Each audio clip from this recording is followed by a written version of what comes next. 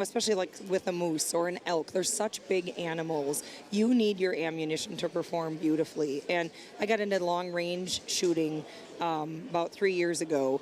I've trained with some of the best sniper champions, world champions. They all use Nosler as well. And Wow. it just, when you can take out, a lot of things can grow on. And of course you need to plug in all your ballistics, and you've got wind and altitude and all these things. But when you have ammo that you can count on to perform the way it's supposed to, and when it says it's, their ballistics are what they say it is. Right. It's just a beautiful thing. It takes out one of those nagging variables. Yes. Whether the weather and the that's so great. Speaking with Jana Waller with Skullbound TV about Nosler. So let's shift gear a little bit and talk a little bit about what's going on with Skullbound.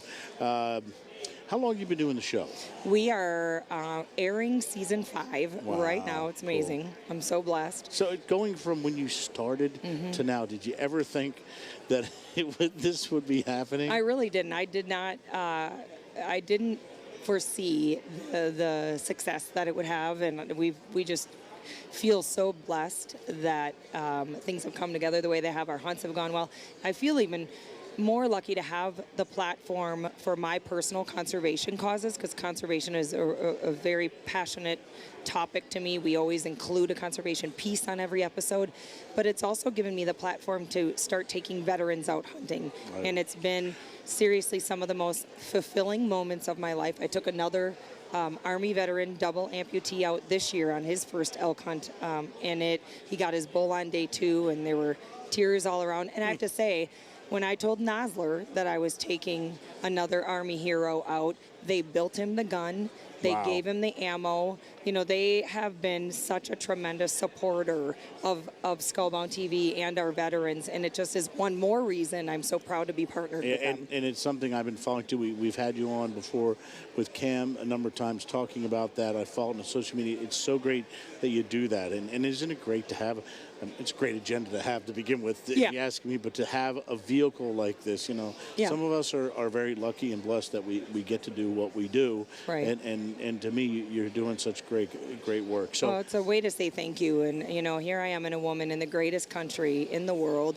I'm able to pursue my dreams, and I'm able to have a house full of guns, if you will, because of these men and women. And it's just a way to give back to them. And it's a wonderful platform to have that we don't take lightly. Jana Waller, how can we get more information about you? Where do we got to go? You can go to skullboundtv.com. Super simple. We also have a lot of information on the Sportsman's Channel website, but we're on Big Game Wednesday nights. I'm happy to be a part of this industry. Jana Waller, thank you so much for what you're doing. Thanks for being on NRA News. Thanks for having me.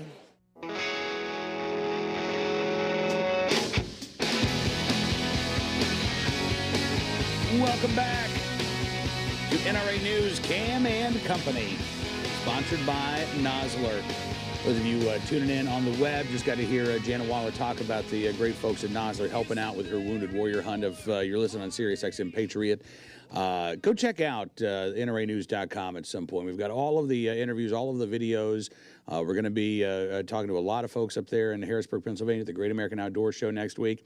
Just got an email, actually, from our friend Clinton Romachet, who works a lot with AdCorps Defense Medal of Honor recipient. Looks like he might be heading out to Harrisburg, Pennsylvania, so we might get a chance to have Clint on the program again next week. Right now, I want to welcome our friend Andrew Langer from the Institute for Liberty, who is making his way up to New Hampshire. How are you, sir? I am steeling myself for the snow and cold of the Pine Tree State. I was going to say, why are you driving into bad weather and not away? Why don't you just get a jump on South Carolina, Andrew? I go where I'm needed. I'm like the Paladin from the TV Western reviewer. Just show up in a small town. Are you going to be in what is it? Cooter's Notch, or what's the first town that always reports in New Hampshire? Oh, I don't. Dix's Notch, something like that. I always want to say it's Gobbler's Knob, but that's of course in Punxsutawney Public. Dixville Notch. I was close.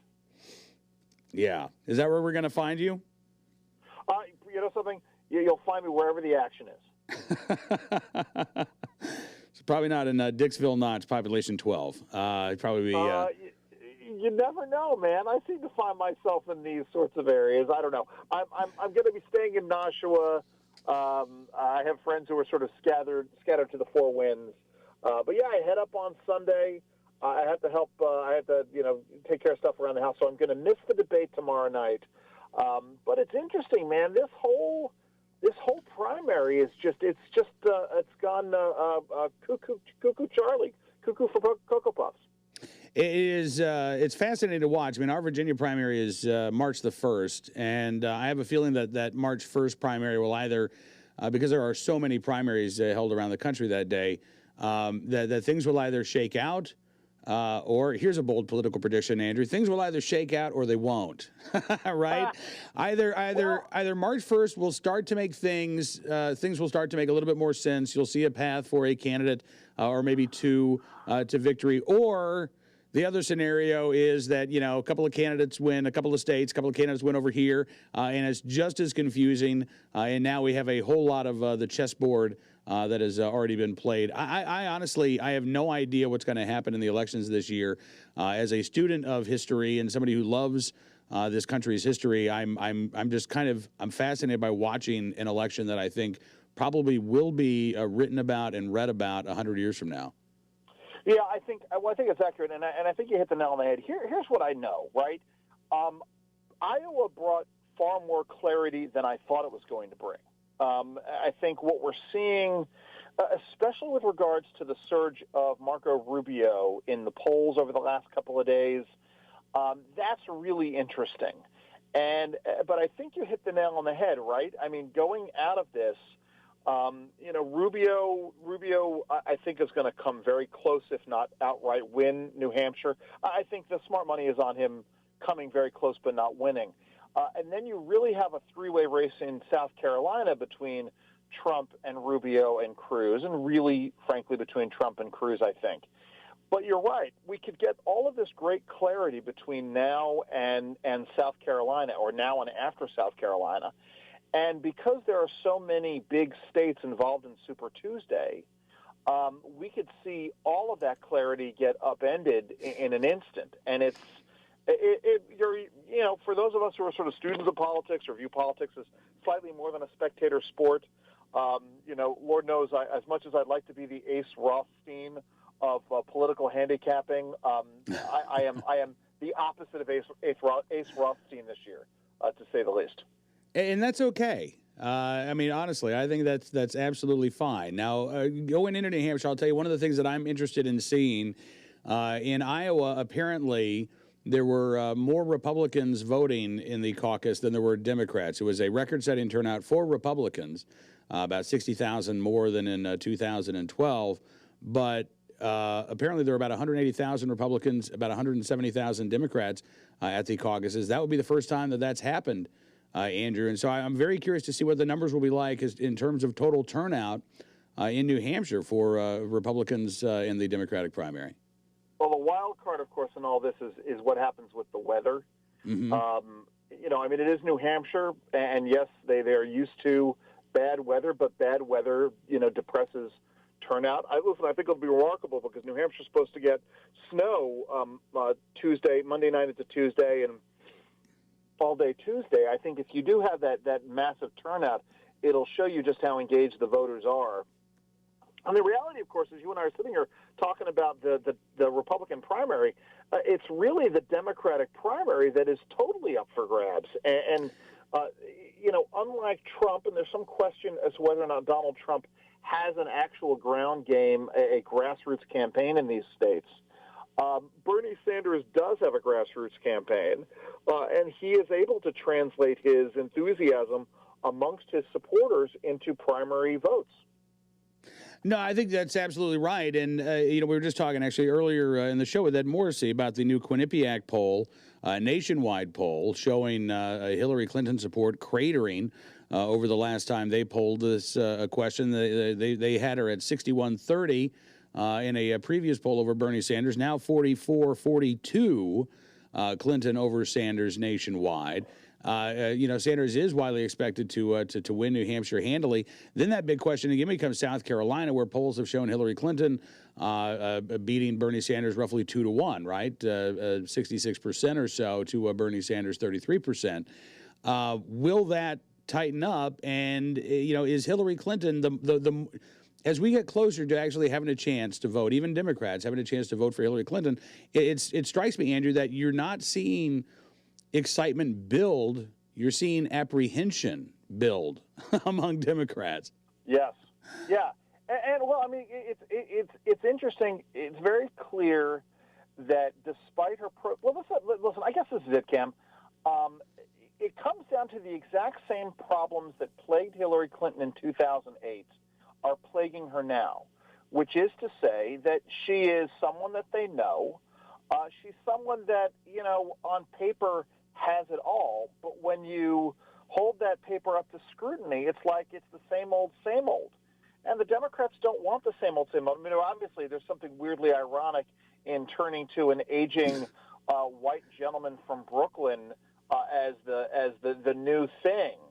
But the same reason why a lot of Republican voters and a lot of independent voters are looking at Trump is the reason why they're looking at Bernie Sanders as well. And so she simply can't get traction for the same reasons why she couldn't get traction against Barack Obama. I think that's absolutely right. And it's interesting because you talk about Bernie Sanders not being the first person you think of, as the choice for the youth vote.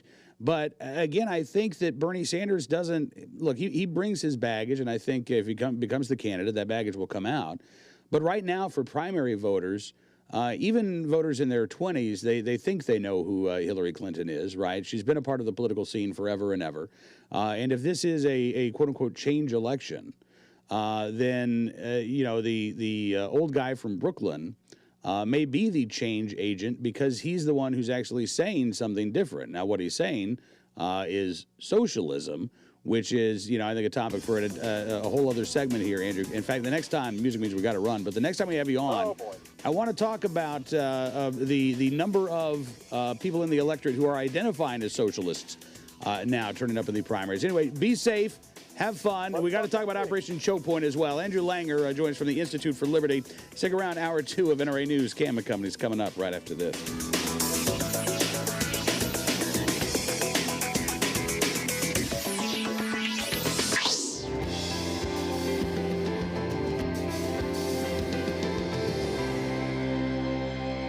Here at the NRA annual meetings, and we're talking to Cliff Burgess, as we like to do a lot with the Firearms for Freedom program. Good to see you, Cliff. How are you, Cameron? I'm doing very well. The Firearms for Freedom program is really, the NRA does a lot of neat things, but this is actually, it's one of my favorite things you guys do. What is it? What exactly do you do? Well, what we do is we take donations of firearms, either ones or twos or whole collections, and some of the firearms go to the National Firearms Museum. If the donor wants that to happen and it fulfills a specific need. And the others are auctioned with 100% of the bid prices coming back to support the donor's intents as far as the NRA is concerned. It can go directly to the NRA, it can go to NRA ILA, it can go to any one of the 501c3 affiliates for tax deduction purposes. Some collections are turned into charitable gift annuities where the donor or the donor's wife or the donor and his wife will get an income stream for the rest of their lives. And the foundation on average will realize about 20% of the value of the collection. And they also get a tax break up front. And then many of the donations are to the 501c3s to get support the NRA, but also get tax deductions for the donors. And a lot of people are like me, they're old. And they get to a point where they look at their collections and they wonder where they're going to go. Right. And they want them to go to responsible owners. And so they feel that working through the National Rifle Association, that where the guns are promoted to its members, that they're people like themselves who have a passion for the Second Amendment, who support freedom in general, that this is a way in which they can support the organization. There are a lot of times I get called by an heir or a widow, said my husband loved the NRA and he wanted you to have the guns. And that's where I come in and we begin to work with them. We will come in and inventory firearms if the widow doesn't know what to do. We will help her find what the values are. And when she's ready, we'll come in and do the pack up, and we'll ship them either to the museum or to an auction facility, and then provide accounting when everything is done. And many times, if the deceased had not provided for his widow, I will suggest the opportunity for them to use the guns to fund a charitable gift annuity. And I've had widows who have literally cried when they found that out. And then I've had others who've said, no, my husband loved the NRA. I want you to take the guns and do with what will be the best possible use for them. It's an amazing experience dealing with these people. Your days just must be roller coasters, Cliff. They are up and down. Believe me, they are. But it is a great program. It really is. You do really great work, and the service is wonderful. Where should people go online or find out more to just get more information? Yeah. We have a website. It's at nraff.com for NRA Firearms for Freedom. And you'll find contact information for me on there. And I'm a former NRA employee who now works on contract part-time, but I'm really available almost 24/7. The phone rings at odd hours, the emails show up, and I'll get back to you, and we'll take it from there.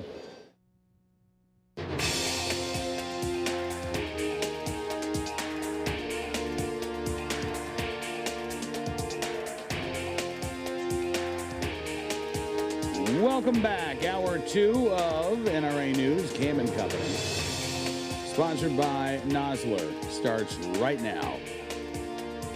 Sheriff David Clark joining us on the program, talking about his work to get armed citizens their guns back. Also, Scott Olmstead from NRA's American Hunter magazine on the changing face of the California Fish and Game Commission. Politico reporting Bloomberg could be a serious contender in 2016, his pollster says. Wall Street Journal op-ed running this week. Douglas Schoen, his pollster for Bloomberg, says that he could win as an independent. Schoen writes, as the results from the Iowa caucuses rolled in on Monday became more clear than ever, if former New York Mayor Michael Bloomberg ran for president as an independent, he would be a serious contender for the White House. Eliza Collins at Politico says pundits are missing the Americans in the middle who aren't angry or polarized but don't participate in Democratic or Republican primaries, Schoen argues. He points to the fact that just 1/5 of Iowans voted in Monday's caucuses. He says that's the new silent majority. The millions of people who don't participate in Democratic or Republican primaries. They are equally as fed up with the status quo, he says, but they have a different approach to problem solving and different policy prescriptions than those on the ideological extremes. Now, here's the thing. Turnout in Iowa may have been 1/5 of Iowans, but it was also record high turnout over on the Republican side, right? 60,000 more caucus goers than 2012. Not record turnout. I think the record for the Democrats, 240,000 in 2008. They had about 170,000. But there's nothing to indicate in the raw numbers that just because a majority of voters stayed home, therefore they're likely to turn out on Election Day. You can go back and you can look at every Iowa caucus that's ever been held, and you won't find a caucus in which a majority of Iowans voted. Nor, by the way, will you find anybody making the argument that, see, there's this great pool of people who didn't vote in the caucuses. That must mean they'll turn out for a third-party candidate. Because that is a leap of faith and not one of reason. Again, Douglas Schoen may have a vested interest in Michael Bloomberg running for president, being Bloomberg's pollster and all. He might be laying out his case for his boss to jump in and give Douglas Schoen a sack full of cash. But as far as an argument goes to try to document that that great middle who are polarized from either Democrats or Republicans, but who are eager to vote for a Bloomberg, it's a stretch too far. And look, I think he's Schoen's absolutely right in acknowledging that the largest group of voters in this country are unaffiliated voters. They don't identify as Republicans. They don't identify as Democrats. I don't think that automatically means that anybody slapping a no labels sticker on their forehead or proclaiming themselves to be some great independent automatically wins over those Americans. Again, I think a substantial portion of those Americans have said, forget it to voting. I think they've said, forget it to activism, unfortunately, to the detriment of this country, I think. But I don't think that they are eager or waiting with anticipation for a Mike Bloomberg show and says, who fits this bill? Who fits the bill of finding a different approach to problem solving and different policy prescriptions than those in the ideological extremes? Michael Bloomberg, Schoen says, yeah, a centrist with a clear and arguably unique, Schoen says, record in business as an entrepreneur and in politics as a 3-term mayor of New York, Mr. Bloomberg is a fiscally prudent conciliator who advances pro-growth policies and takes tough stands. Yeah, he does take some tough stands on things like, your individual right to keep and bear arms, how much soda you can have, how loud your iPod should be. You going to eat that? Oh, and again, then there was that tough stand that Michael Bloomberg took in Colorado. What was this, 2014? There's a talk now after the Democratic debate last night of Hillary Clinton releasing the transcripts of the speeches that she gave to institutions like Goldman Sachs. Because transcriptions were made, but Hillary Clinton said, I don't want this public. Well, if you're running for president, you gave the speech, you got paid a ton of money for it. Why not let the people hear what you had to say? You gave a ton of speeches for a ton of money. Okay, well, let the people read what you said. Michael Bloomberg has one of these speeches. Colorado, the Aspen Institute. Michael Bloomberg spoke before a sold-out crowd there at the Aspen Institute. Decided that he didn't want this speech broadcast, even though it was recorded. And there was a reporter there covering the speech. Carl Herkenroder covered it for the Aspen Times. In the speech, he called Colorado's decision to legalize marijuana stupid. He admitted to smoking a joint in the 1960s. He said the drug is more accessible and more damaging today. He said, I couldn't feel more strongly about it. My girlfriend says it's no different than alcohol. It is different than alcohol. This is one of the stupider things that's happening across our country. And then he started talking about crime. And in a speech that, again, was recorded, but Bloomberg would not let out, the head of a major news company said, I don't want you to release the video of this speech that I made, even though it might be newsworthy. Bloomberg was asked by the director of the Center for Urban Innovation at the Aspen Institute, Jennifer Bradley, who was moderating the event, what can the U.S. do to get people out of poverty? Michael Bloomberg responded that conventional wisdom points to education, but he said education isn't going to help uneducated adults. Bradley later asked how government can offer basic fairness to the children, quote, who have been failed. And Bloomberg, according to the Aspen Times, claimed that 95% of murders fall into a specific category: male, minority, and between the ages of 15 and 25. And he said cities need to get guns out of this group's hands and keep them alive. He said, quote, these kids think they're going to get killed anyway because all their friends are getting killed. They just don't have any long-term focus or anything. It's a joke to have a gun. It's a joke to pull a trigger. At one point, the Aspen Times said The former mayor brought up New York City's stop and frisk practices, which gained national attention in 2011. Bloomberg said that during his last year in office, a minister at a Baptist church in Harlem invited him to speak. He said, while I'm sitting there waiting for him to introduce me, he said to his congregation, you know, if every one of you stopped and frisked your kid before they went out at night, the mayor wouldn't have to do it. And Bloomberg said, so I knew I was going to be okay with that audience.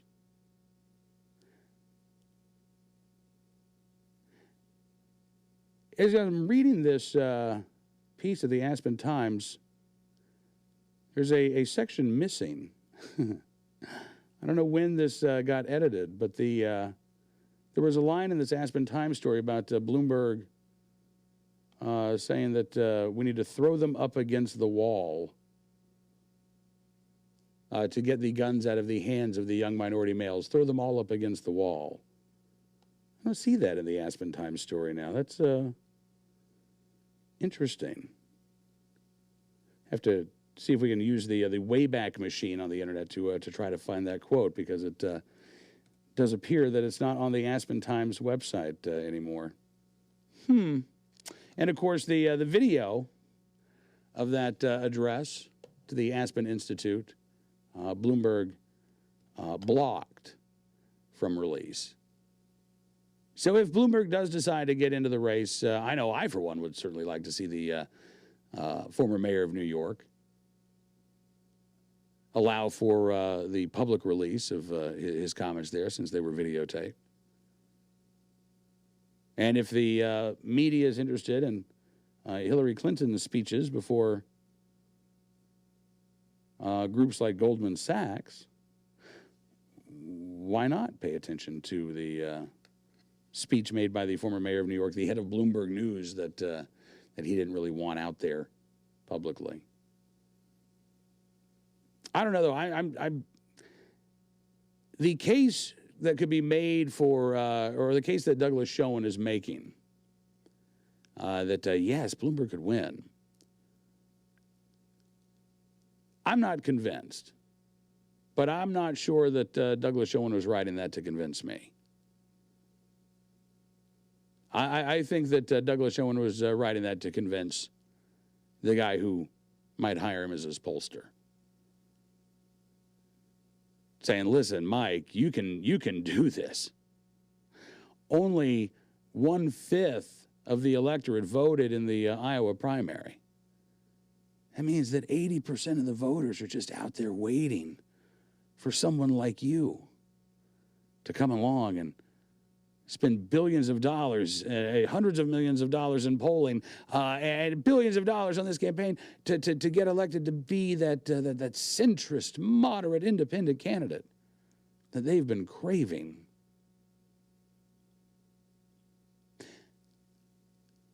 I just don't see it. Because, well, as I laid out, unfortunately in this country, we don't have a majority of voting age citizens turn out and vote. The answer on some side seems to be mandatory voting, make everybody have to vote, which strikes me as absolutely absurd.